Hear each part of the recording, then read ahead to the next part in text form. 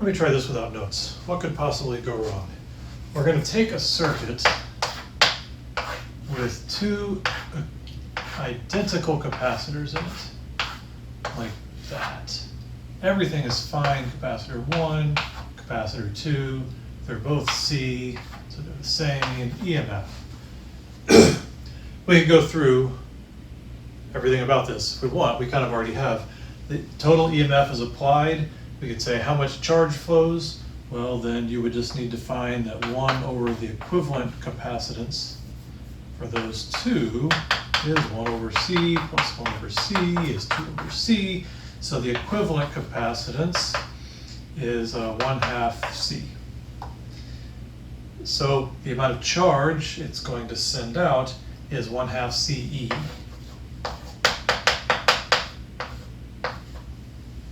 Because that's the equivalent, so multiply that times the EMF, that's how much charge goes. And you know each one will get 1/2 CE. So you say if each one gets 1/2 CE of charge,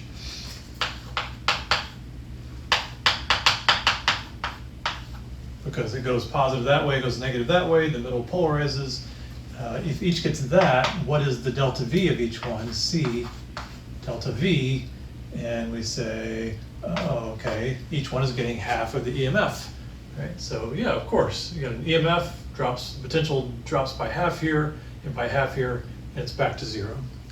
Everything's fine. Now, let's just rock your world here. What if we put a dielectric in there? Then what happens? How does the charge change? How does the voltage distribution change? Still has to add up to the EMF, but how does this change everything? Okay, so the dielectric has to have a dielectric constant, K, and we know from talking about capacitors before that that's simply going to change the capacitance by a factor of K. So it just went up, because K is always more than 1. Okay, so this is no longer relevant. Oh, we could use it now, I'll do it over here. Okay, so the first thing I would ask myself, so the question is how much charge flows onto these and what's their potentials? So I would start with the charge. I would start with the charge from the battery. Charge from the battery. So it was 1/2 CE back when everything was normal, but we're going to do the same exercise. We're going to say the equivalent capacitance. I really am bad at this EQ, I don't know why. The equivalent capacitance is 1 over C plus 1 over KC. So we just make that K over KC, and we have K plus 1 over KC. So we know the new equivalent capacitance isn't really that hard to find. It's K over K plus 1 times C. All right, which is still less than the original C, as it should be. When you add capacitors in series, the total capacitance goes down. So this has to be less than 1. Okay, so let's see. So then the charge coming out of the battery, this was Q battery. So Q battery is just that times the EMF. So K over K plus 1 times C times E, the EMF, okay. Well, this goes to both plates, or goes to both capacitors.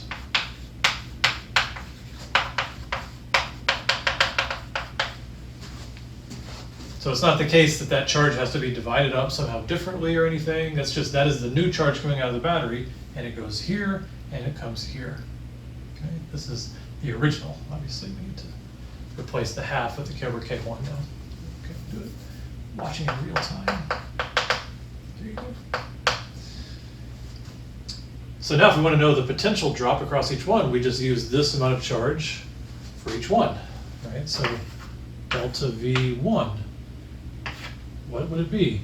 It would be that charge, K over K plus 1 CE equals its capacitance C times delta V1. So you look at that and you say, oh, okay. So this one is going to have a voltage drop, K over K plus 1 times the EMF. Not bad. What about delta V2? How much voltage or potential drop across that one? Let's see, so you would say this charge, K over K plus 1 times C times the EMF equals what? This capacitance, Kc, times the delta V that we're looking for, delta V2. Basically applying Q equals CV to each individual piece.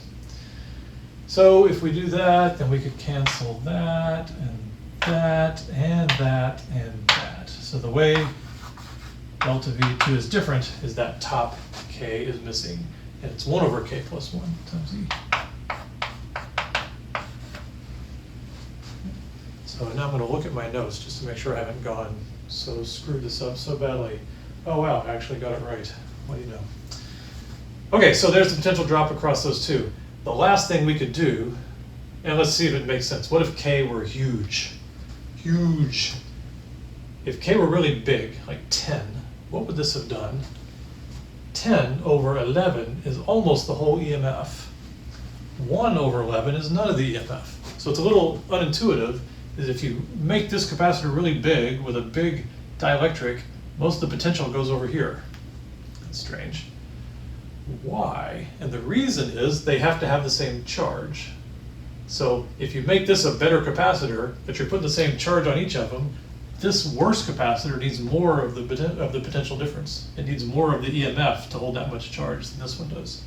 So the better capacitor needs less potential difference if you're in a constant charge situation. If you took these individually and put them on the battery, this one would definitely hold more charge. But we're not talking about getting the most charge. We're talking about a set amount of charge. How much potential do you need? So that's why it looks like our enhanced capacitor is losing. So the last thing we could check is what if we add V1 and V2? What should they be? You probably know in your head what V1 and V2 should be. But let's just see, because it doesn't look to the eye like it's going to work out.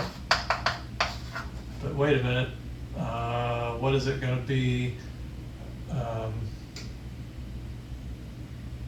Okay, so this is equal to what? Pull out the EMF, and what do you have? K plus 1 in the numerator, and K plus 1 in the denominator. Oh, so they add up to the total EMF of the battery.